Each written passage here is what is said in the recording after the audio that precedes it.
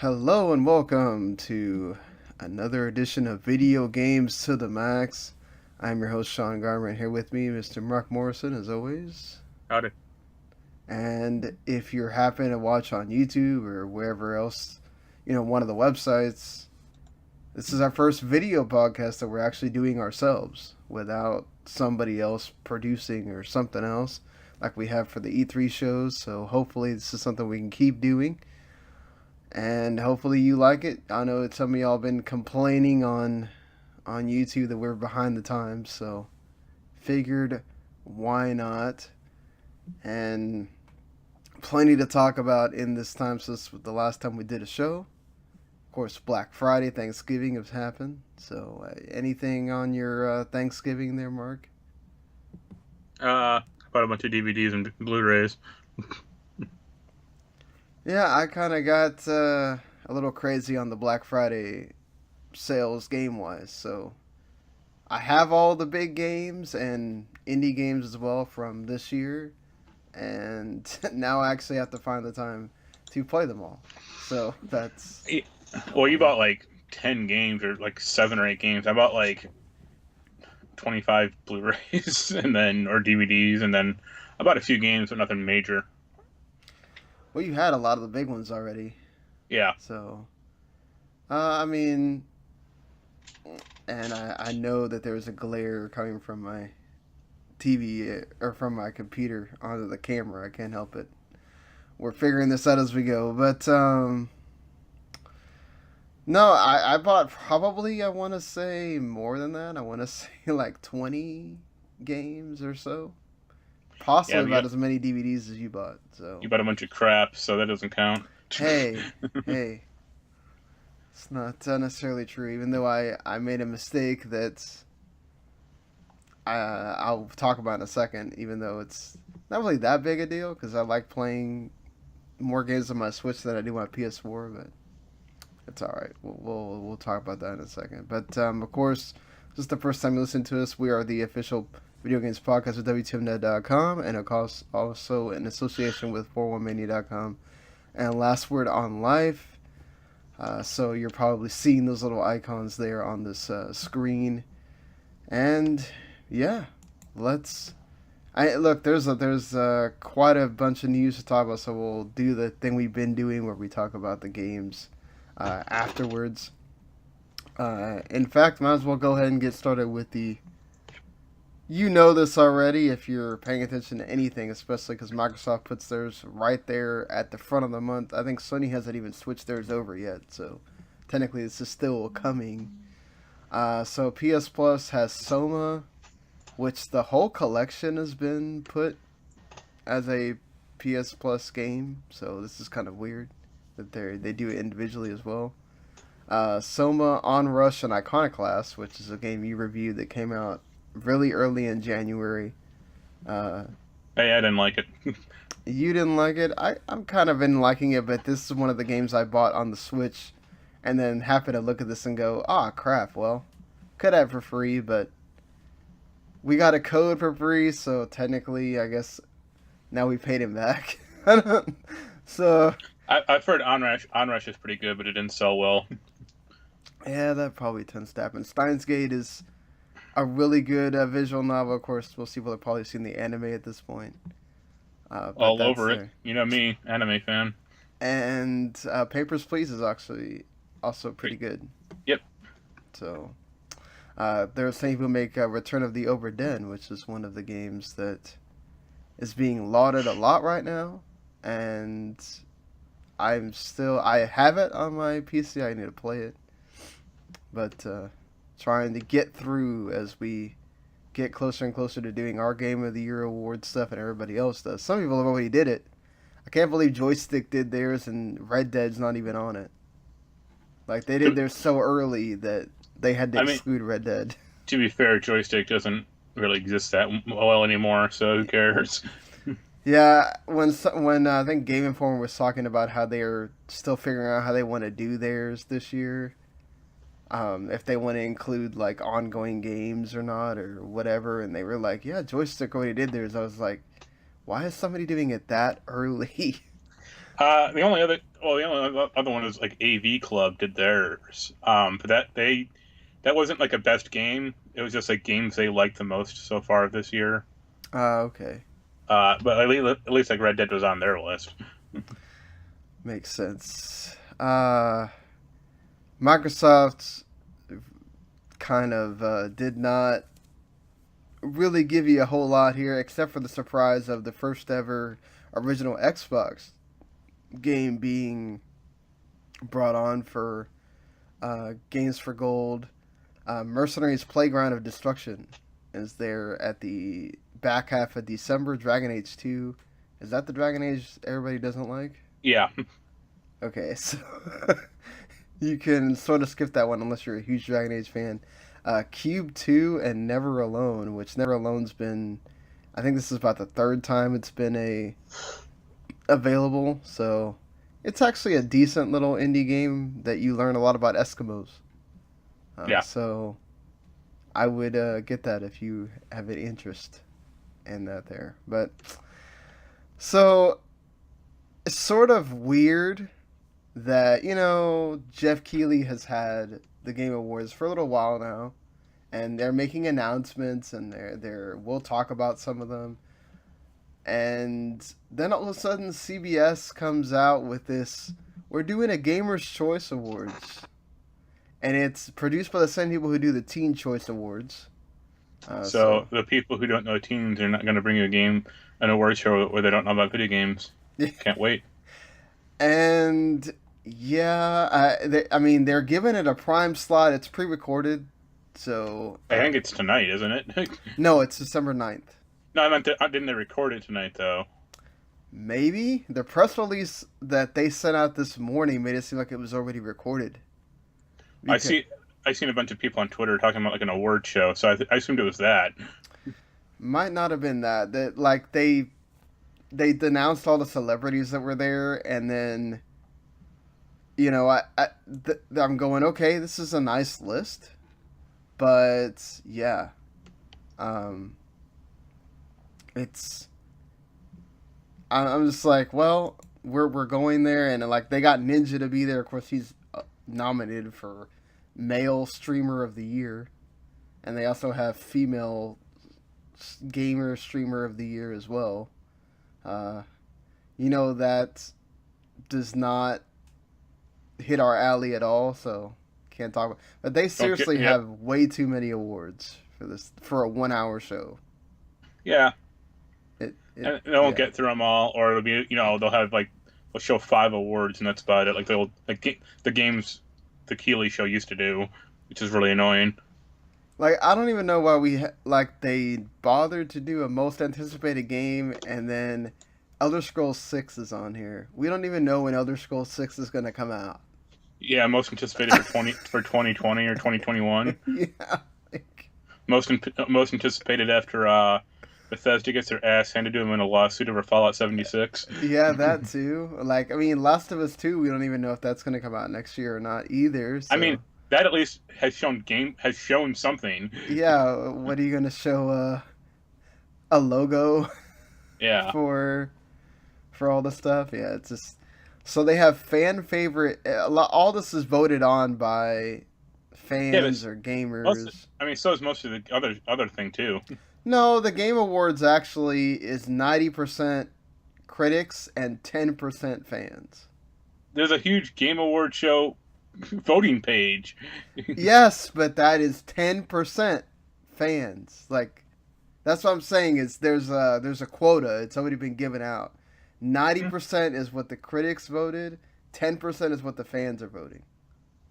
So what the fans are voting, unless there's a huge rush for something the critics didn't vote for like everybody bands together and says Celeste is going to win Game of the Year, like that might be the only way, is if like everybody votes.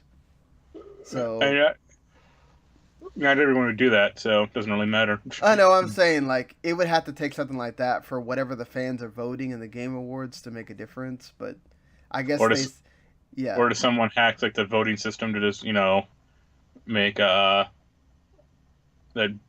make some to make Metal Gear Survive win every category. That would be talk about. Yeah, I'm not gonna go through these because Yeah, there's way a lot of too them we touched many, on last time with the other one. and well, like it's way too many. Number one, and then like I'd be listing like half the games that came out this year because they did one for every category, and there's even more games in these categories than the Game Awards.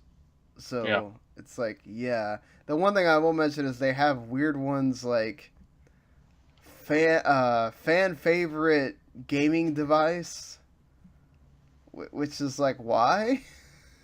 Does like a console need Yo, to win this? Like, where's the Atari Jaguar? I demand a recount. and then like most desired franchise resurrection. That's somewhat valid. I mean, Yeah. people, sure. I mean, it's stuff that they can't do like again next year. So, I guess they're I mean, the only way I'd be interested in this is if like Dan Raker was hosting it. That'd be awesome.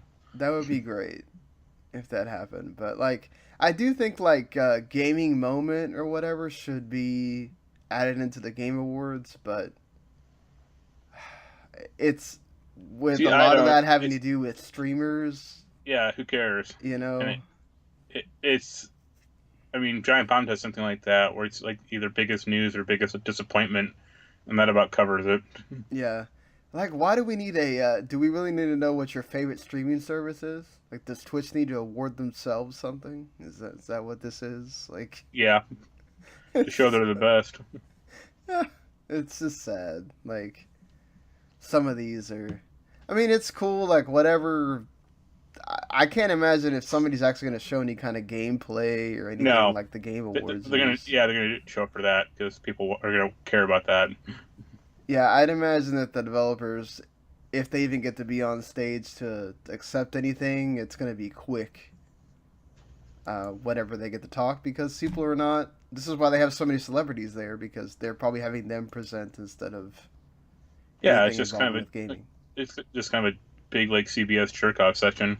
Like we got all these people. Like look how good we are.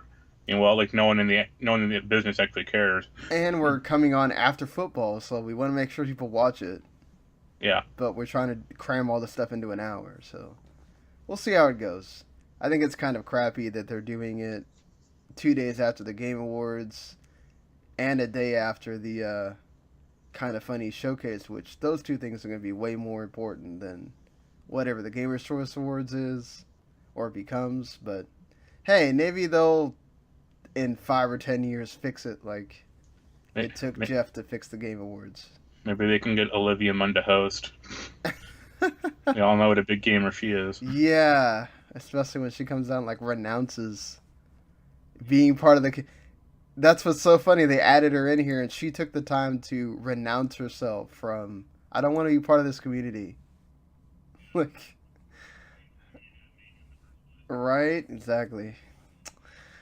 So there is all kinds of news to talk about, and some sad stuff.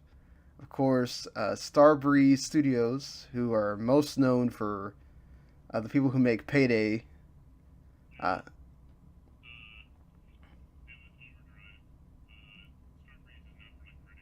oh, Riddick, okay.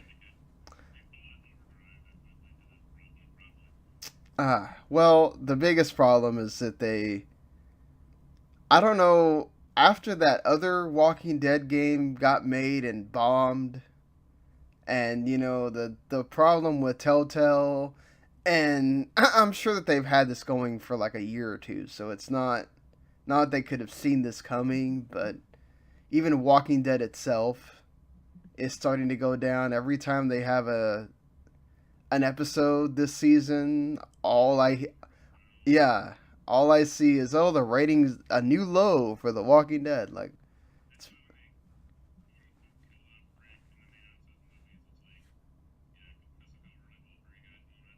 yeah, exactly. So that Overkill game, which came out and people reviewed it, and it bombed, like you said. And of course, it's going to hurt Starbreeze's bottom line because nobody bought the game. And of course, yeah.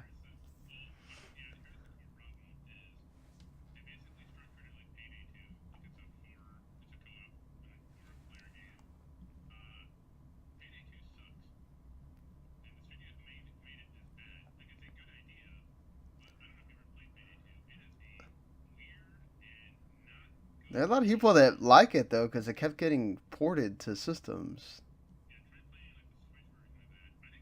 Oh well.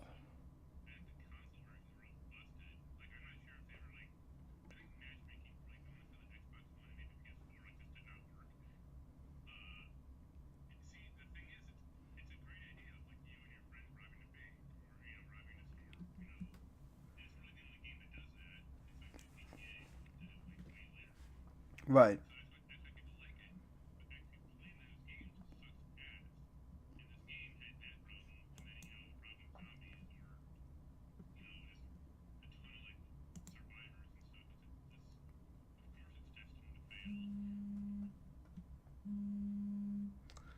Yeah, I mean, it's one of those things where it's coming out at a time where people are kind of over it. You have other games of its ilk that's coming down the line, like the Resident Evil 2 remake.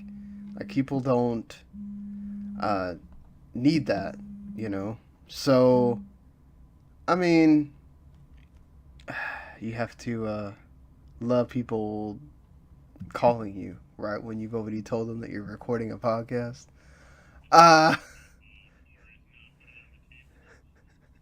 I put it on vibrate, thank God, because normally I have the sound on and you'd be hearing everything. So yeah, it's just I feel bad for Starbreeze. Hopefully they can figure it out. They've started going into VR as well.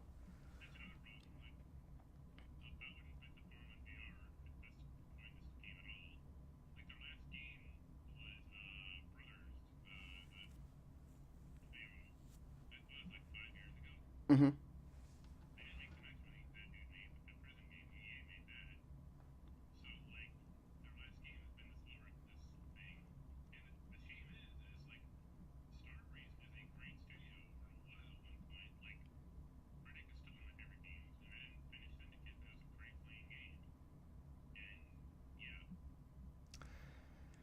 Yeah, it's unfortunate for them, but we'll see. Perhaps they strike gold once again at some point. It just I don't know. VR's had a resurgence this year, at least PSVR anyway, with 5 or 6 really good games.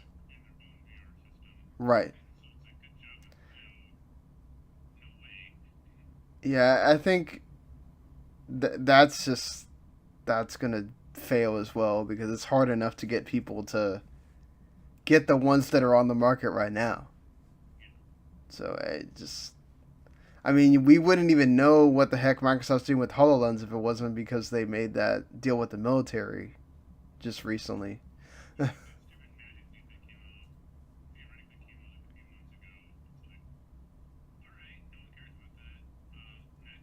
Right? I mean, the Vive's going wireless, and that's cool. And I mean, that seems between the Vive and PSVR, that seems to be what people are investing in. I don't even hear anybody talking about Oculus anymore. So that probably has to do more with the legal stuff that happened with that. But still, just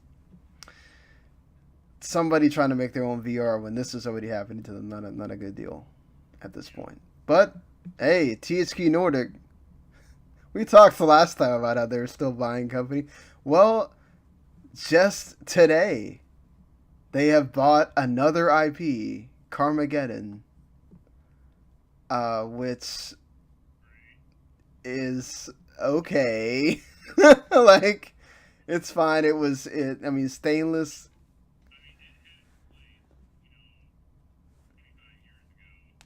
Yeah. I mean, they brought it over to what phones in 2013.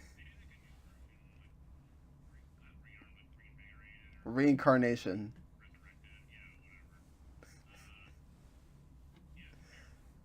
I mean, yeah.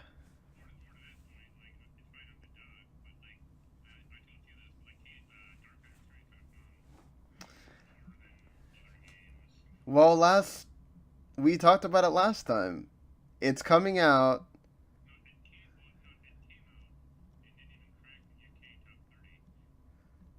That's my point though. Like It came out at a bad time. After Thanksgiving, people have spent their money already. No promotion. Smash Brothers is still coming out. Everybody's buying that. And it's had promotion from like some websites, but it's like they themselves did not do a great job promoting it.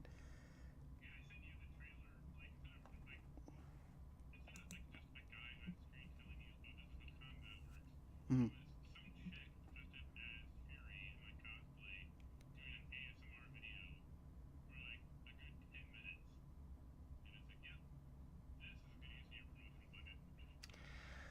Yeah, I don't know what they were thinking at that point, but perhaps everybody that I've seen talk about it or just reviews in general, it seems like people liked it, but it's not anything that you need to go out of your way to.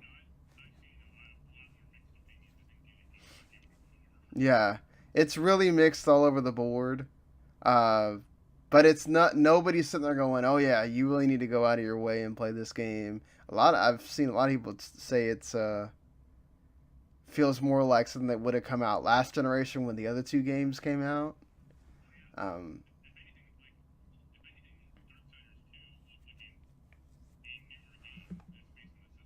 yeah. Yeah, but you got to think about budget, right? They have 30 people working on this instead of like 200 people. So that's kind of what happens when you're sort of a, I guess you can call them a double A studio. So, I mean, they keep buying IPs. So, yeah, right.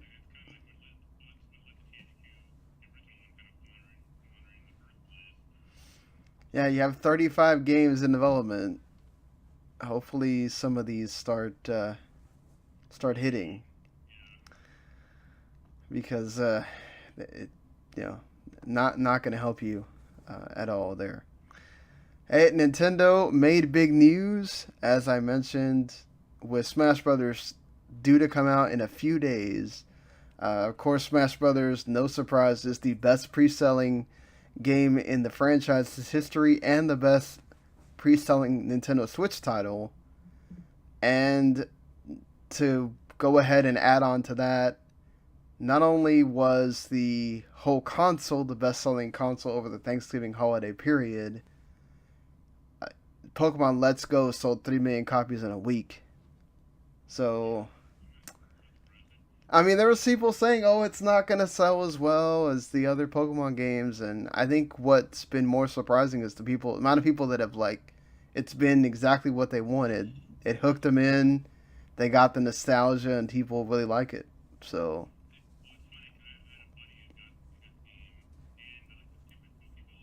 mm-hmm.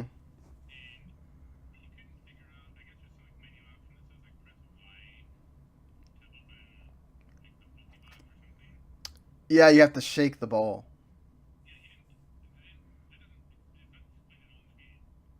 It is explained. You have to pay attention because every time before you start the game, it asks you what controller you want to use. When you finish picking the controller, it gives you the controls. No, it does that because it assumes that you're using the Joy-Con.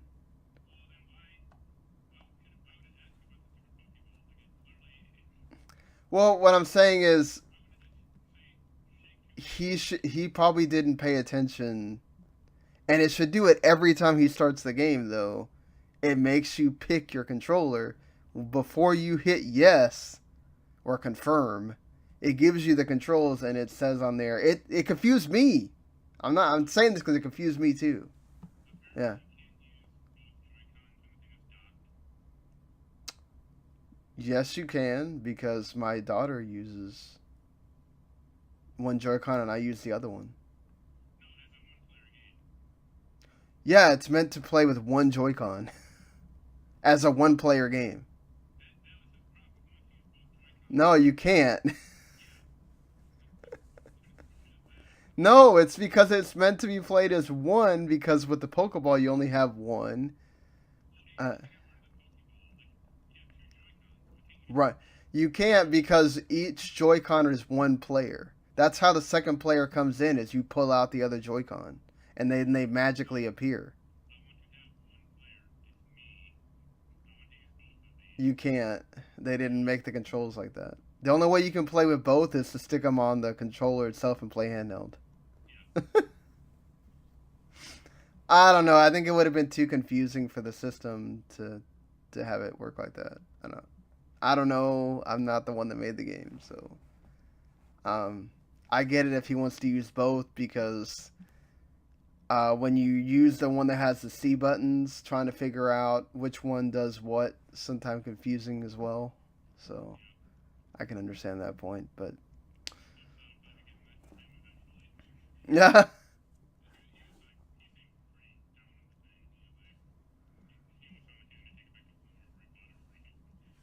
Are they gonna let him take it back though? Because once you open it, I yeah. I mean, I can understand on that end, but trust me, I play it handheld most of the time because I don't necessarily like throwing constantly, but it's still fun. It's still fun. I'm enjoying it. Hey, we did mention the Game Awards. We mentioned that there's going to be announcements and there's going to be gameplay and stuff shown. Now this one, not so sure because it also looks like it could be a Game Informer cover. But Dragon Age is being teased by Casey Hudson, and it's perhaps could be one of the big reveals for the Game Awards. They did talk about that they had a few Dragon Age things in development previously, so this is not a total surprise or anything, but it's been long enough, right? They could have a new Dragon Age.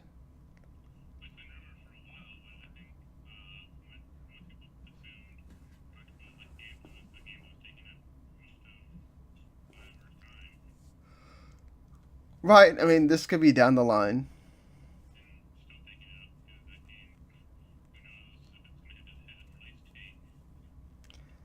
I think so. At this point, I think they would have moved it at this point if they were going to move it. But I mean, also it's one of those ongoing games, right? So they can just release it and then keep doing stuff with it.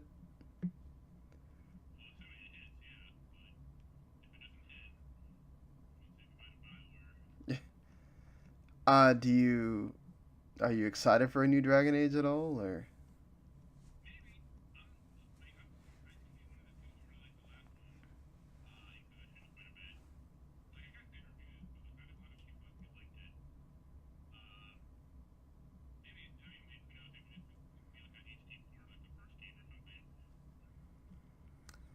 Yeah, it could be both, right? They could be doing a remaster. Oh God, I don't think you need that, but why not? You got Skyrim on there, so figure it out, EA. But yeah, I mean, I'm not a big. I think I've said this before. I'm not a huge on this, so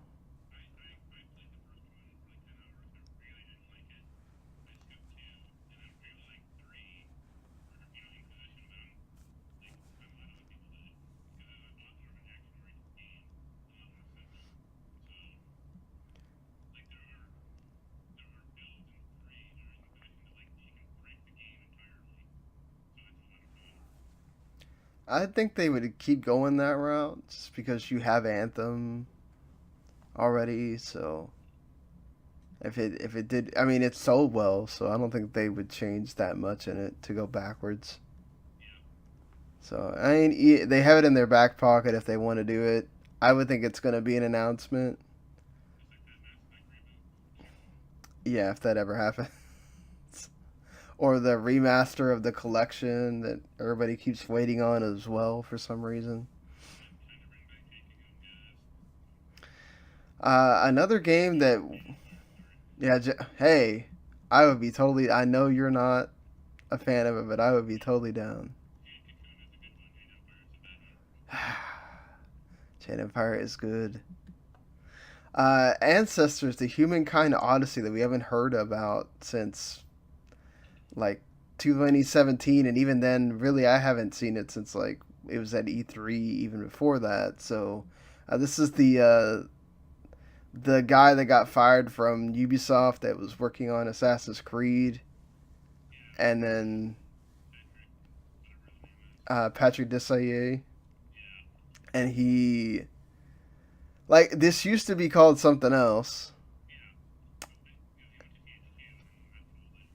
and there was going to be an episodic game, and at some point episode 1 was going to come out. Then they changed it to where it wasn't going to be episodic anymore, and now it's a like ruthless survival game. So where you are exploring, expanding, and evolving your clan through the ruthless and beautiful land of Africa 10 million years ago.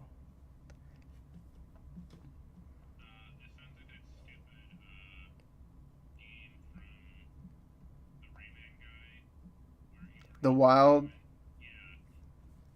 which we haven't seen like anything of that either. Uh well, this is gonna air. You're gonna get it your first extended look on GameSpot after the Game Awards. So, you can go check it out there if you're interested. This is a second game from the Private Division label that's going to get shown as well, because Obsidian is going to show off their new game. I think it's rumored to be called the Outer Lands. I think it's some space RPG. I'm excited for this one. I kind of want to really see what Obsidian's doing here. Yeah, I mean that's we get to see that with Microsoft as well when they join that. So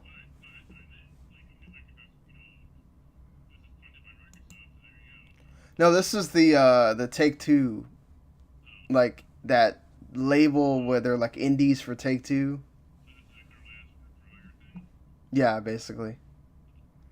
I think it'd still be good though. So, one game we won't see though is the whatever Rocksteady is working on, which apparently Jason Schreier knows what it is, but he doesn't want to tell anybody. And it's not a Superman game though. This is about I think the third time they've had to come out and say this is not a Superman game. People need to stop asking for them to be making a Superman game because they're not making it. Even though there was apparently some kind of thing out there that there was a Superman World's Finest game being made, and there was system requirements and everything out there. Yeah.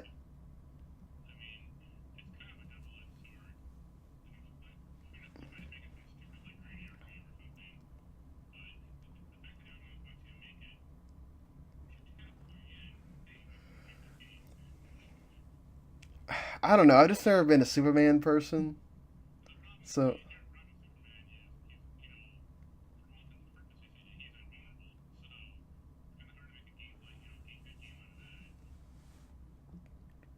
well, yeah, I mean, unless you have the guy like, unless you have like kryptonite everywhere. Yeah.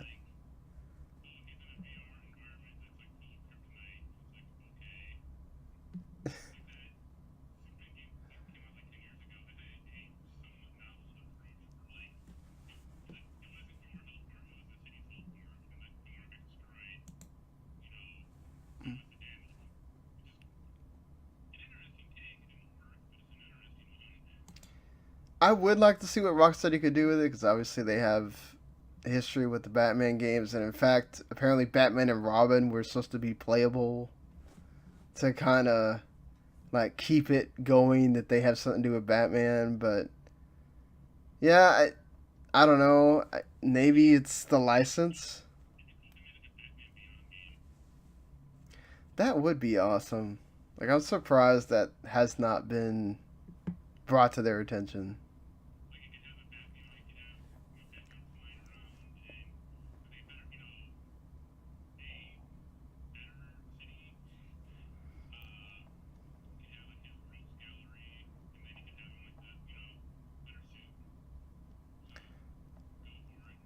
better Batman, possibly.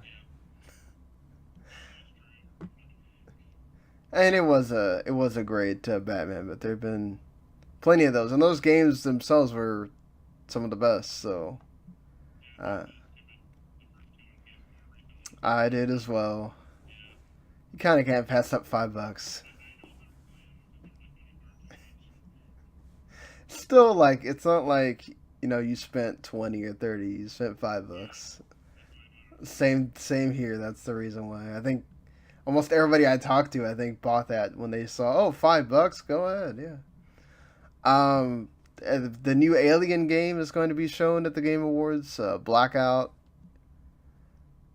Uh,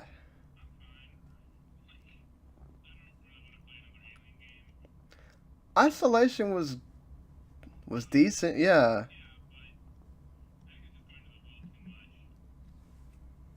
it's been what, like 3, 4 years. Well, yeah. Let's not forget Colonial Marines with the bug that made everything bad that they found out years later.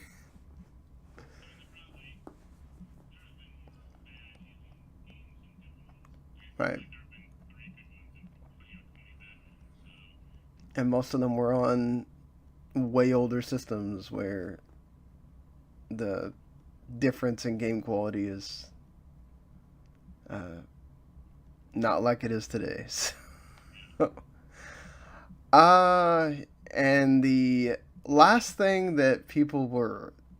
It's weird because, okay, this is sort of the next game in the Zelda line to get remasters, right? And then you also have uh, Eiji Aonuma come out there at a Legend of Zelda musical concert, and we see Nobuo Uematsu do this a lot with the Final Fantasy ones, and they had Kingdom Hearts, the 1 to 4 E3. They revealed the trailer. They had the release date there. So usually when you have big people go to these concerts, it's not to just fan flames and screw with your head. It's usually to announce something. And so somebody there was saying, they asked Enuma a question of, hey, I would like to see a Skyward Sword remaster. And he kind of, yeah. Yeah, I mean, well, that was the main problem was the Wii controls made it difficult to play that game. So, I mean, and the Switch could do those controls, but they could also make it to where it could play handheld and it play better.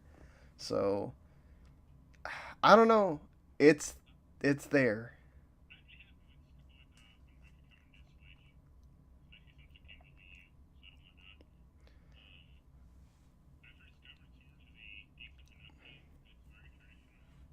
Mm. Yes, the tutorial takes forever. Well, you wouldn't need that much of it because you may not be using the motion control. They don't have to make you use motion controls. So,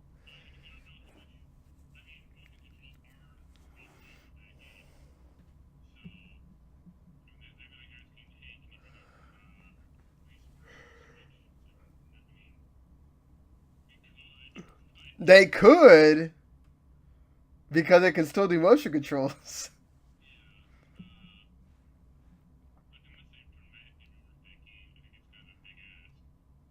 I mean, I think it would still have the motion controls. I just think it would be like Pokemon where you have the option to play it handheld as well.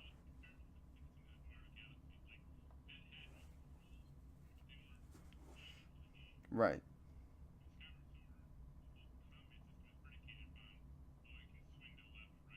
Mm.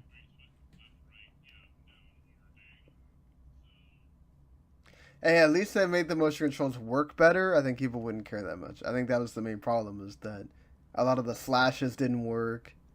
The,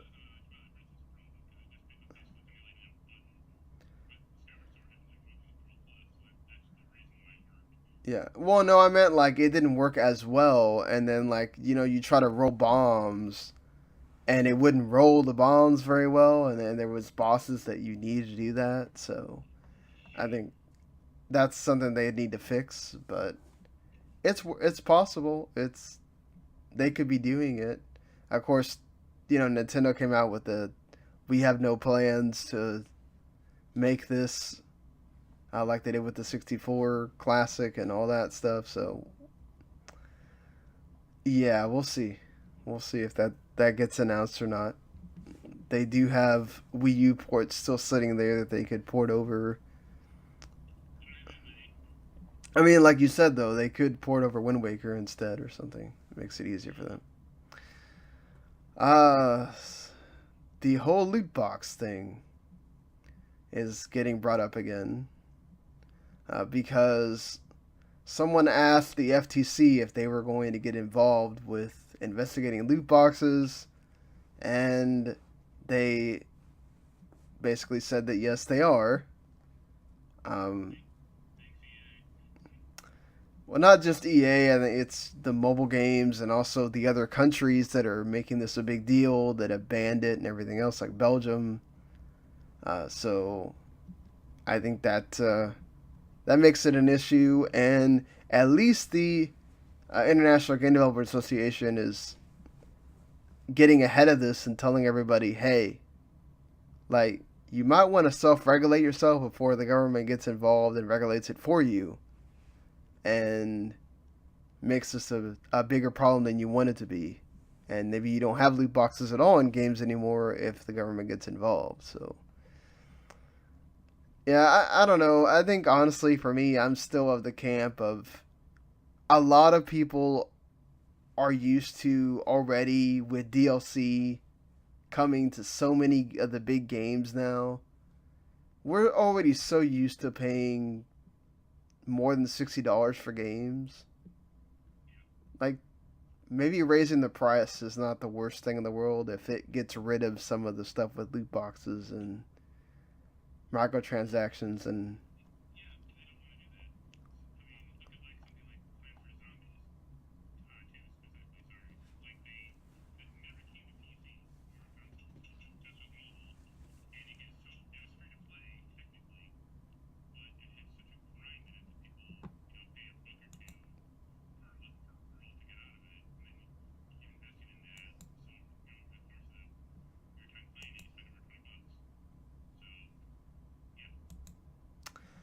yeah, I mean, obviously mobile games they love making them that way. I think it's just it's an option. It's an option, but somebody has to be willing to do it. Like somebody has to go, okay, this game is baseline $80, and you're either gonna pay it or not.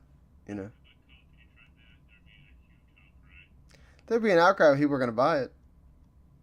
Like or Rockstar could do it for like GTA 6 or yeah,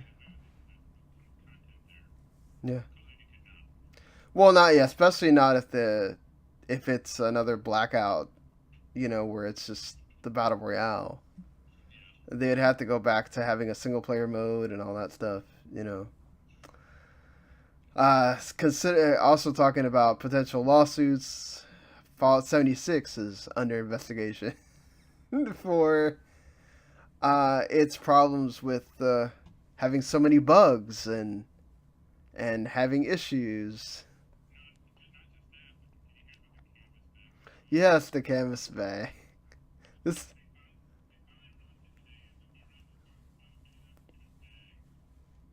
yeah, if you bought the whatever Tricentennial edition, you got you're supposed to get a canvas bag, and everybody got a nylon bag. And yeah, there was.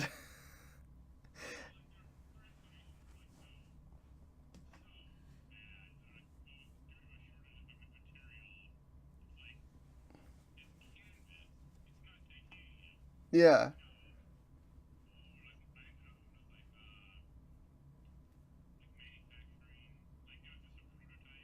right. Exactly, and they're still advertising it when you would buy it just recently, and they would give you what, like 500 coins, or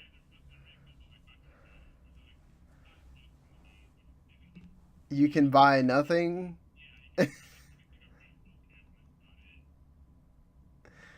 Yeah, Bethesda just handled this game totally wrong.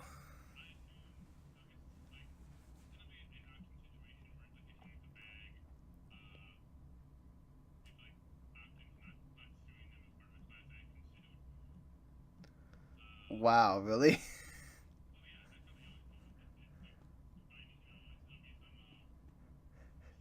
Don't sue them to get a bag, people.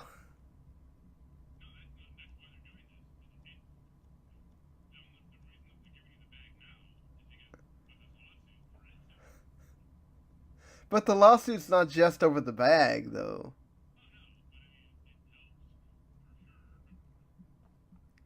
I mean, I'm just like, it's, yeah.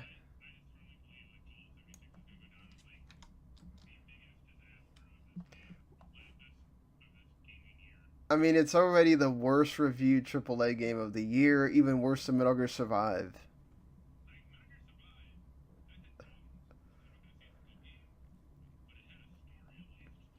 Hey, we played it. We had some fun. Like, it wasn't the worst. I mean, like, listen, there's people having fun with that game. I'm not saying it's the worst thing ever or whatever. It's just,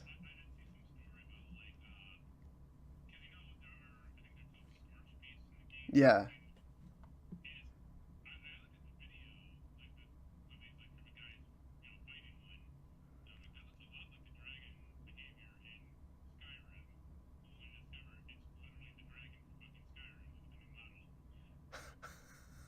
Wow.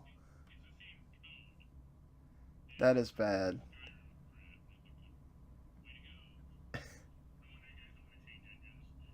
Well, yeah, I mean, they're. I still don't understand how Elder Scrolls 6 and Starfield are going to be using those engines. Like, really? Like, I mean, hopefully this will wake them up to maybe we do need to change something, but I don't know. I don't know what needs to happen for that. But hey, they're not. I think this is even worse to me than Fallout 76. This whole fiasco with the PlayStation Classic, uh, to me, like this is a just an abomination. Like, how can you totally screw? Not only did you screw this up with the games that you put on this thing, you put in the PAL versions, which run badly, and yeah, it just. I,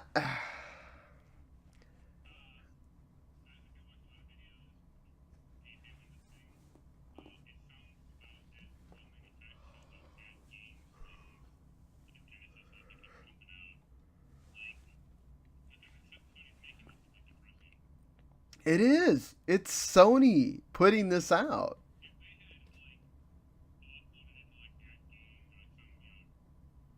to Atari.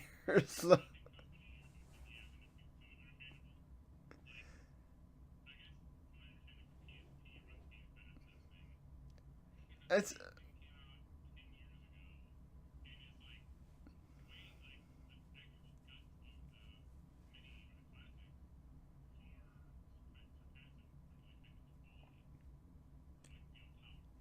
wow.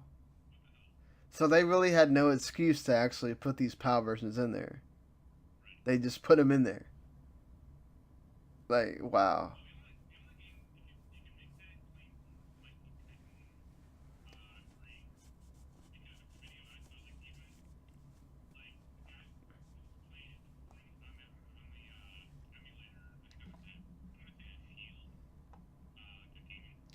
Oh, the Nvidia Shield.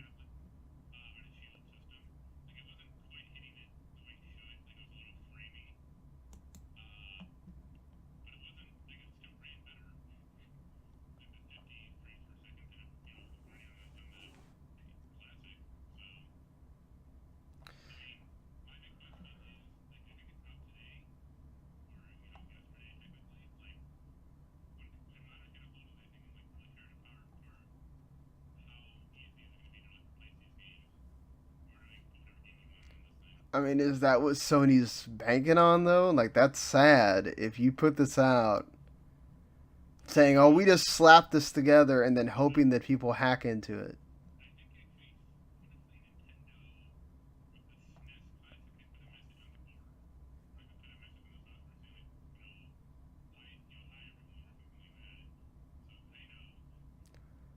Yeah, I mean, they do.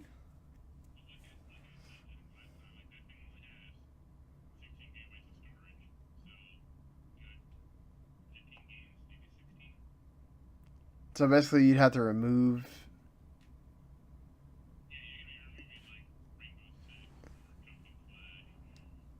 Yeah, so it's not like the other ones where you can put in the whole library. You'd have to remove games to put in the games you want.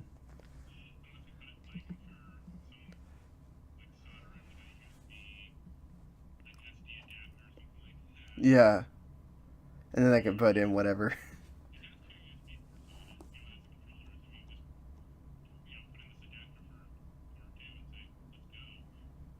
Yeah, it's possible too.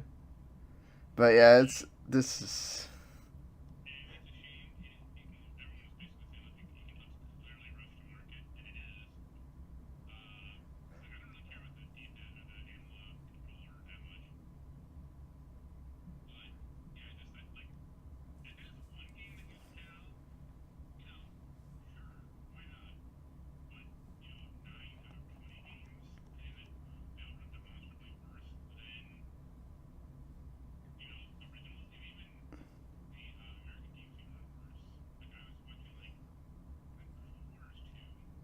Cool Borders 2 is one of the ones that's actually PAL.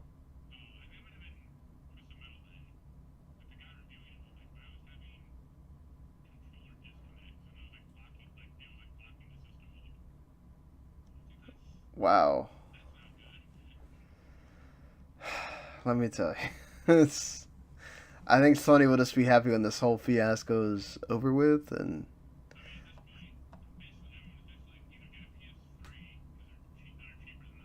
mm,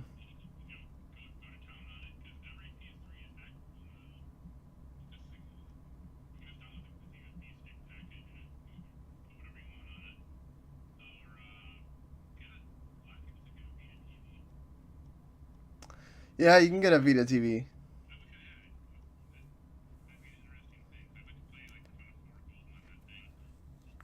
Yeah, that's the one thing. It wasn't compatible with every Vita game, but it was compatible with I think most of the PS1.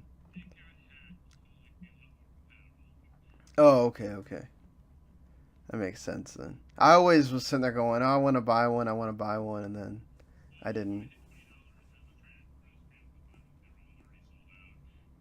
Ah, yeah. So Sony has problems, Bethesda with their problems.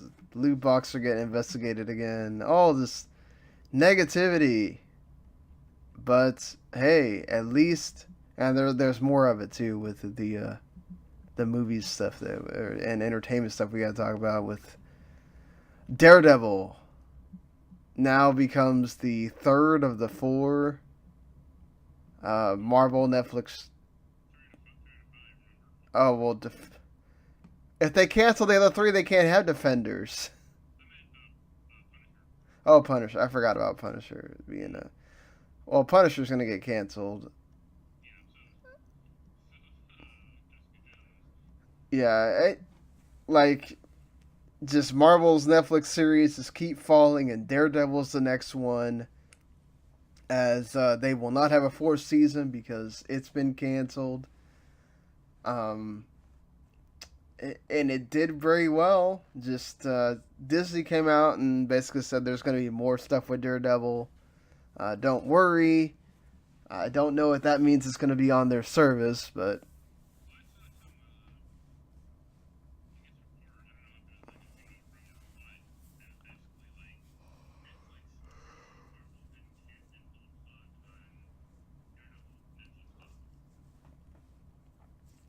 I think Netflix is butthurt, I guess, about this whole thing. I don't. or it's costing them too much money, or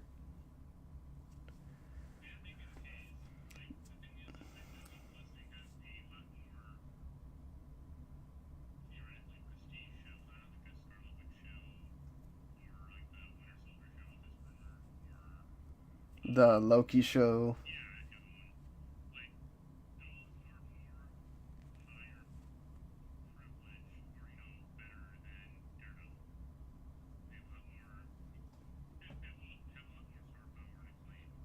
Mm, right.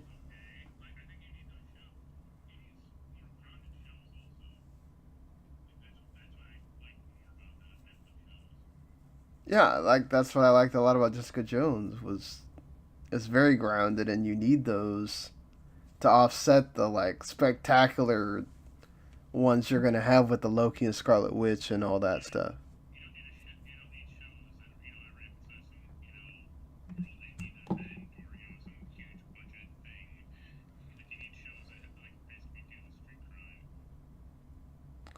Exactly. It wouldn't be the worst thing. I'm trying to figure out what the heck Amazon shipped. Oh, what the heck is this? They just shipped. I don't know. Uh I'll find out in a second. But yeah. Uh okay. Dismiss. What the I don't know what it's doing it. Stupid thing. Wow, it decided to ship one of the Voltron ones even though it had delayed it all till the 26th. That's great. Uh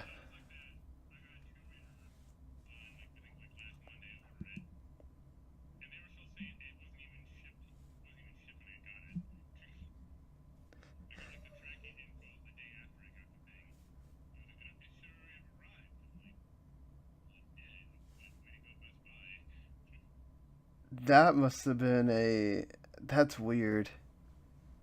That must have just been a complete like error on their part of going, oops, somebody forgot to hit the ship button. I think that's happened before with like GameStop. I got something and I like 2 days later, hey, it's shipped. I'm like, I already have it. And they're like, oh, okay, sorry. I thought about doing that one time, and I was like, no, I don't want them to find out later, and then they do something. So, sadly, we do have to discuss the passing of Steven Hillenburg, the creator of SpongeBob, who had reported like last year that he had ALS. So you knew that he didn't have long. You know, he passed at 57. He's also the creator of Rocko's Modern Life as well, a show that I loved when I was a kid. Hey, I love SpongeBob, and there was a lot of yeah.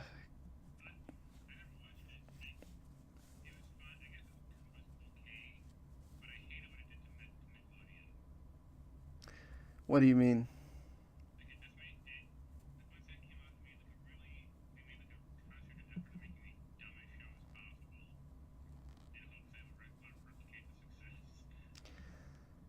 Yeah, I would say that they did wrong on that, honestly, because you can't.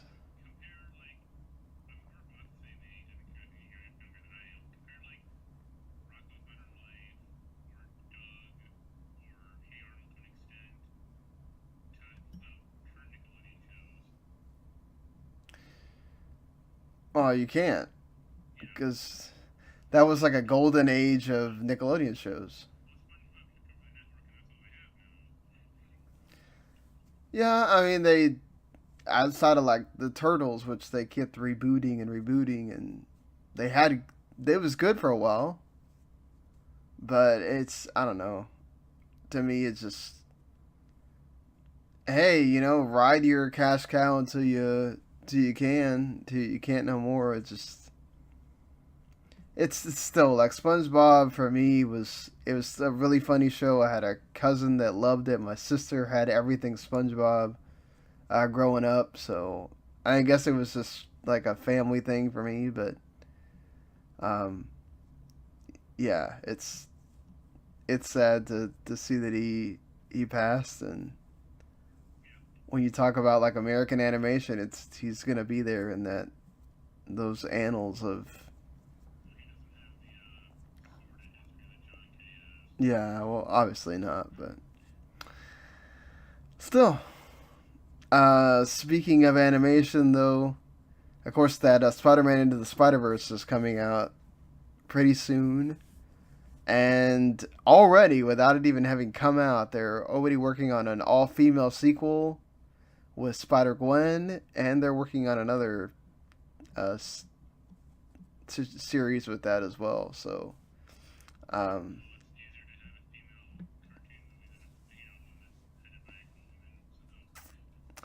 yeah, it true. That's not you're not wrong, but this would of course have Spider Girl, Spider Woman, Madam Web's Madam Web. I have no idea who that is. Silk.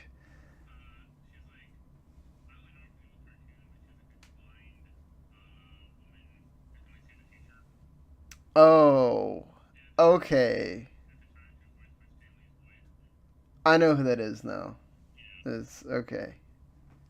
That's because those are the ones I. But it's like Madam Web is not someone you heard all the time, so she must have shown up.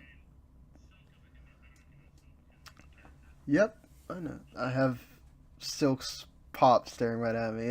Black and Black Cat, which we haven't seen in a Spider-Man thing in a while. So, well, other than the game, I meant like on the show, like, but yeah,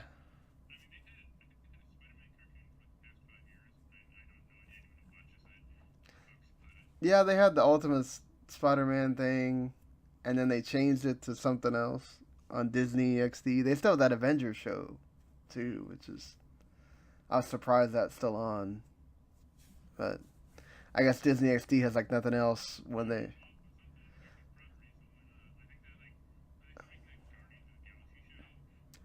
they might be, and they have the Big Hero 6 show and all that gaming stuff they show on that channel now. So, uh, I mean, that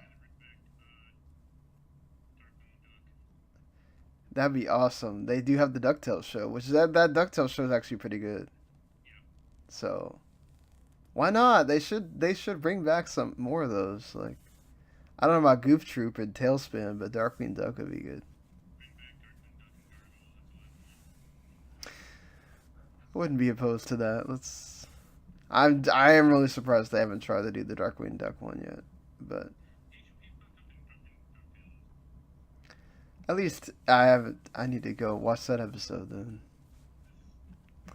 Uh but yeah, Constant Wars is being made into a TV show, which that's fine.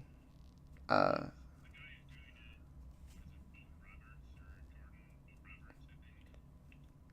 uh, yeah, but Seth Rogen's also involved in doing this. So.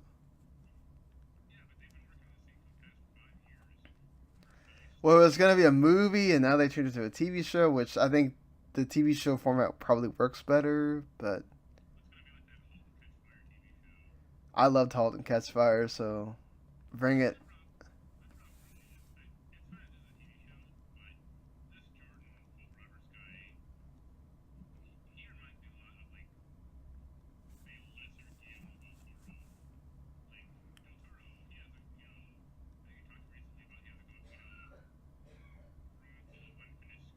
Mm-hmm.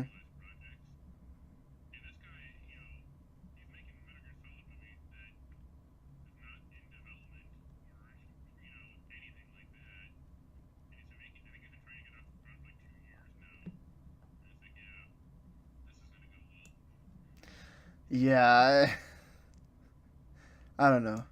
I it it could be fine, but I mean, there's not much they have to do with it, honestly. Who's still around from that era to talk about this stuff? That's, and then, who are they gonna have play Lucille? That's what I want to see. Uh, Cowboy Bebop. Finally, we got into a bunch of animated stuff that got announced like a week or two ago. Of course, the biggest one is Evangelion is finally coming to a streaming service that you can get legally in the spring of 2019 to Netflix. And you're getting the End of Evangelion and Evangelion Death True, which, listen, Evangelion is overrated. Let's be fair and let's be honest about that, especially with the way that the anime ends. But it's something you should see at least once.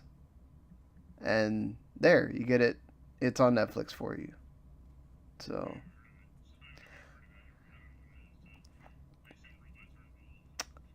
yes, it's a crazy freaking mech anime that also has like Judeo-Christian stuff and also stuff that he just made up too, and like it's crazy. It's a lot of psychoanalytical shit as well.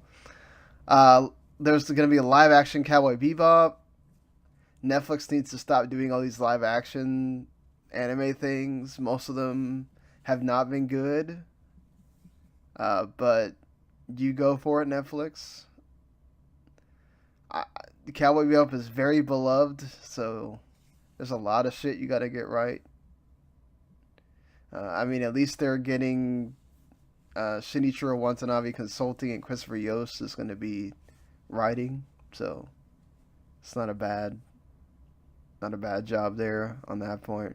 Crunchyroll and Toonami are making a Blade Runner anime, which that works as an anime. It's got all the futuristic stuff you want, like, yeah, why not? I'm sort of excited for it.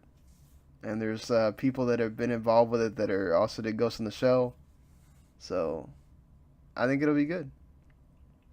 And if you, for some reason, don't know, Goku was in that Macy's parade, and a ton of people were talking. It was awesome, and people were talking about it, and yeah, I mean, what's his face? Al Roker had to say Dragon Ball Super Broly.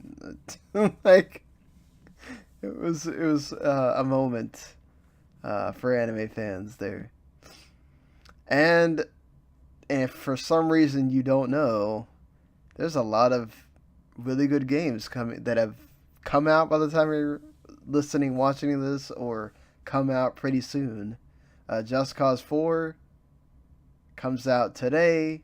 The Persona 3 and 5 Dancing in Moonlight and Starlight, and the Endless Collection that has Persona 4 Dancing in it also come out today.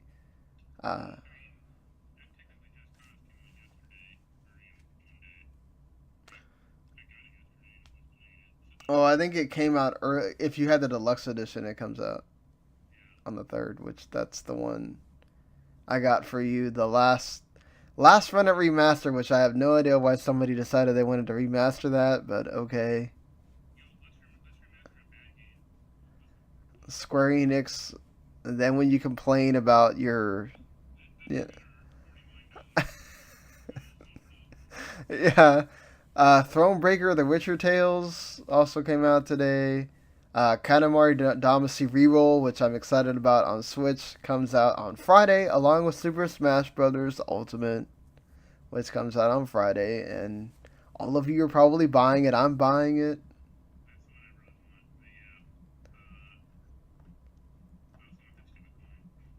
Yes.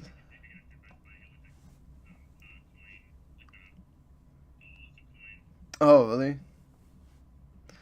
I mean, yeah. So the next time we will be talking to you we'll be doing a Game Awards post show. So you can check us out then. After the Game Awards, we'll have a show, and it might be live, so you can watch us as soon as it's over. We'll also talk about our thoughts on. We're both getting the Persona Endless Night collection, so we'll be talking about that. Then we'll talk about what we thought about the demo here in a little bit. But Red Dead 2 Online came out. Have you played it at all, or?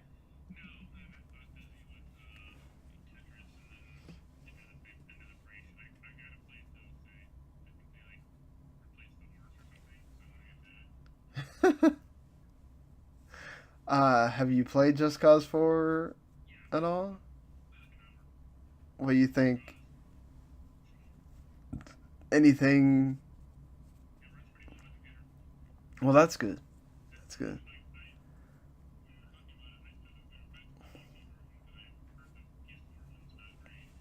Regular PS4. Not even on the Pro?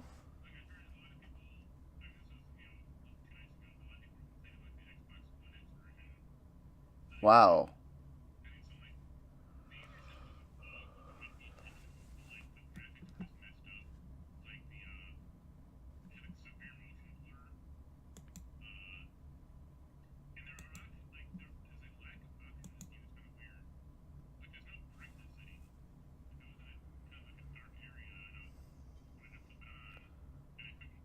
That's weird. That's like in every game.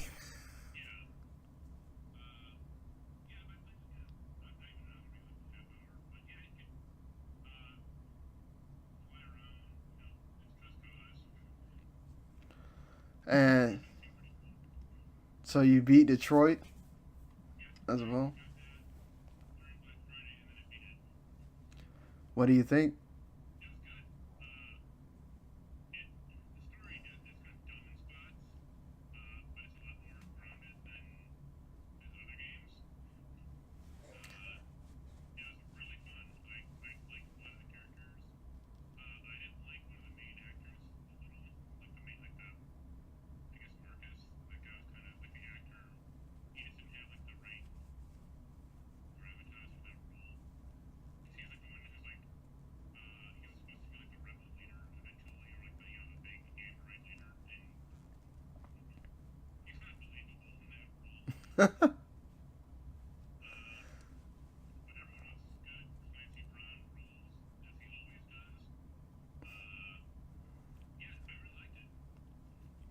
That's one of those I'm excited to play on my list of stuff to play before we do the game of the year countdown talk, all that. So I'll definitely.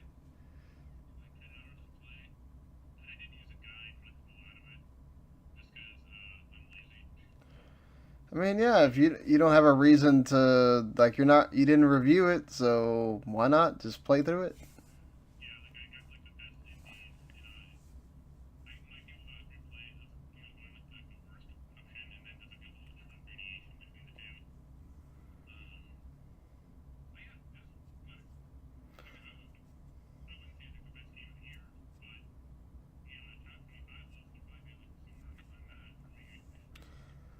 Yeah, I think for sure. I know Stephanie like loved it, and that's one of the tens that we have on the site. So, uh,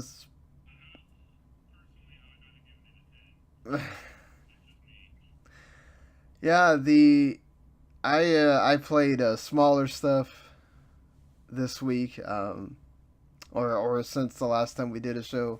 Bending the Ink Machine finally came out on consoles, so I played that on Switch. It's pretty good. Um, I love the art style and the characters and like that old like Steamboat Willie look that they have and everything. I haven't gotten that far into it, so haven't gotten into like the crazy stuff or anything yet. The horror stuff, but like the ambiance and everything is there for it to be really good. Um, the I played NBA 2K Playgrounds 2. It's somehow worse than the first one.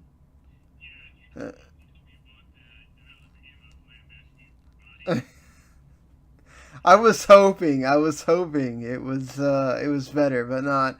They took out the tournament mode and they replaced it with season mode, which makes it to where you can't play with the team that you get out of the card packs, which is kind of the whole reason of the game, is to keep building that team out of those card packs that you keep unlocking, which they've also 2K'd it to where you don't get card packs after every so often. Now it's you have to earn points in order to buy the card packs that you want.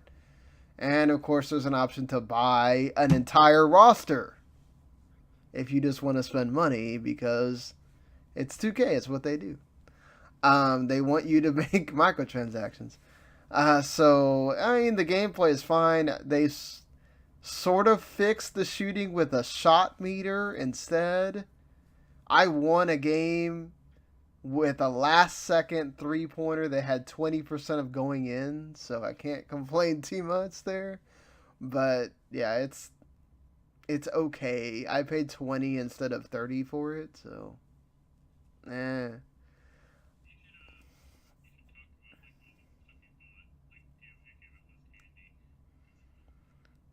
Oh, shoot, I don't have a whole list of stuff, but I did buy Iconoclast before finding out that it was it was on PS Plus.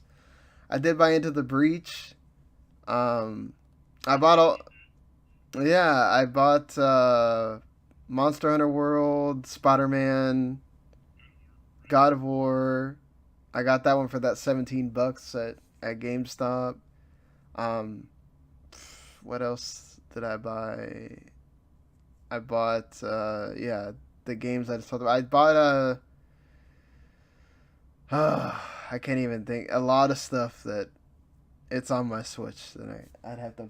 My Switch is not even there. It's downstairs again. But yeah, a lot of indie games. So I bought Dead Cells and Celeste and everything that I got to play before we hit the Game of the Year talk. So I did buy a bunch of stuff on the flash sale. I bought some stuff on the flash sale that they had this week. The Odin Spear was like $17, so I bought that. And the I love those the Zero Time games, and they had the Zero Time Dilemma for like 12, and then the two older ones for in the package for 15.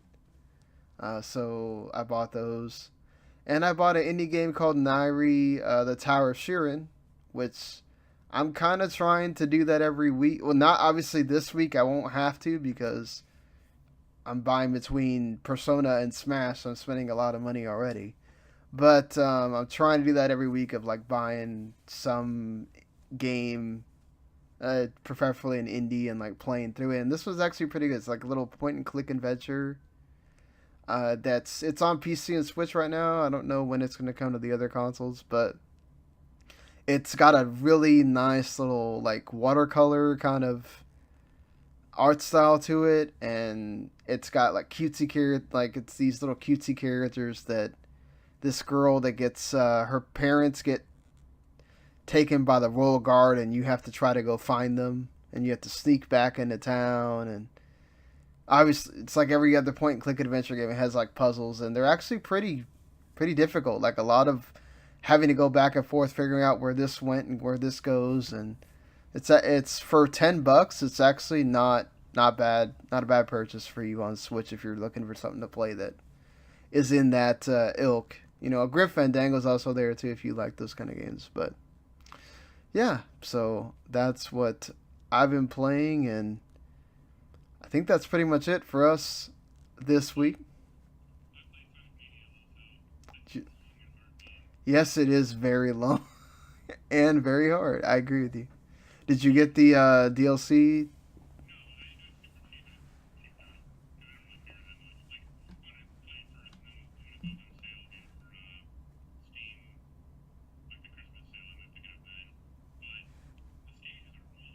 Mm-hmm. I was like, God, I don't remember the. Oh, it's because they don't have as many parts, right? Like they condensed it. They condensed Didn't some of them like used to have like 3 parts and 4 parts?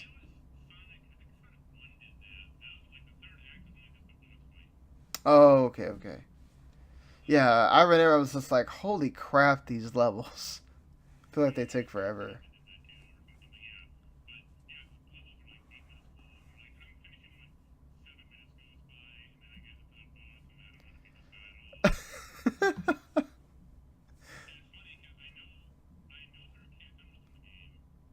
hmm I don't. I think I might have gotten that as well. I think I might have got one for as much as I played.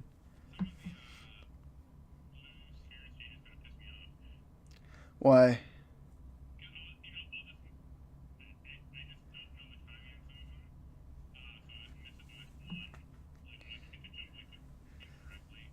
The ones that would piss me off was like I'd turn around the wrong way and I'd go and I'd get nothing, and I'm just like, damn it.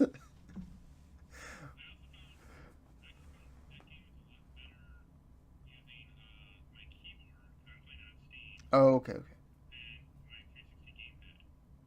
Really? Why do you say that?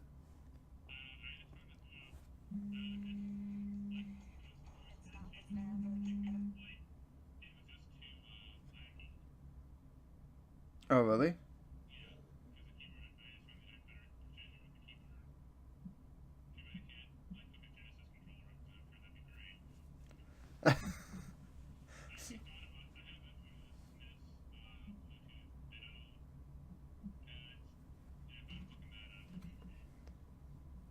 uh, Maybe it'll work better.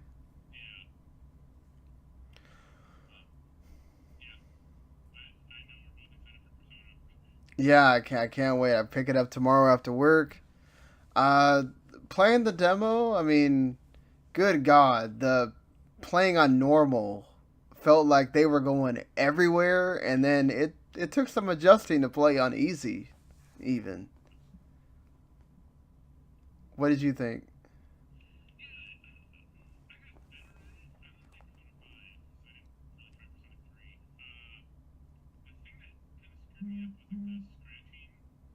Yeah, but those don't hurt you, so you don't have to do.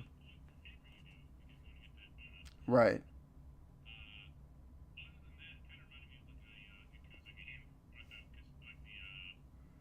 The karaoke.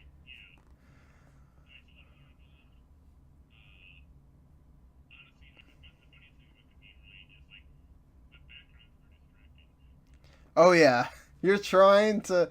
Well, not like that's the cool thing is like you want to watch the background, and you can kind of see it because the stuff goes all over the freaking screen.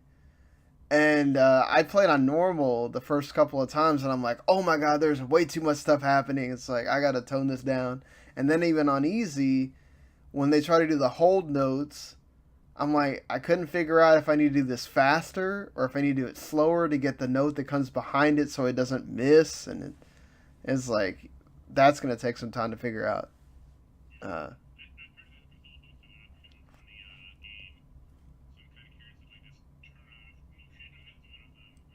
yeah,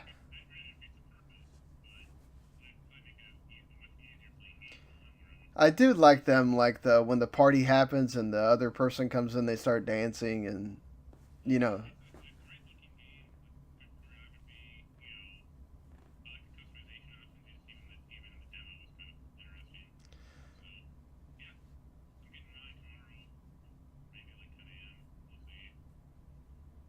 Yeah, I'm excited to play all of them. It's apparently the Persona 4 one has like an actual story, so that will be interesting to see how that plays compared to the other two.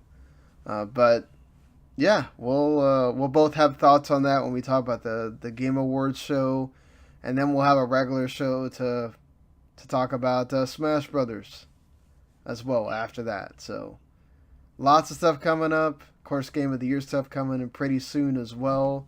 And God, I can't believe it's already December. It's this year has gone by so fast. But well, let us know in the comments. I know Mark's video I don't know if it's his camera or whatever was showing some colors there. Not much that I could really do about that, but hey, this is the first time we're doing this. Let us know any pointers, any tips that you have. I know I wasn't always looking at the camera. It's hard to stare up in front of me. Like I'm having to stare up at because the camera's part of my computer. So, but yeah. So hopefully you enjoy this. If you did, you can hit subscribe to the YouTube channel. Those already up at 1,000 subscribers. Thank you to everybody that has subscribed already. And if you're listening on audio, like always, hit subscribe on Video Games to the Max. Makes it easier. You can hit subscribe to the whole WTM network. You get everything we do. Go visit the site as well. And go hit up that Forum Mania and Last Word on Live too. And thank you to them for hosting us there as well. Follow us at WTM Sean at Humanity Plague on Twitter. And we'll see ya in a few days. Later.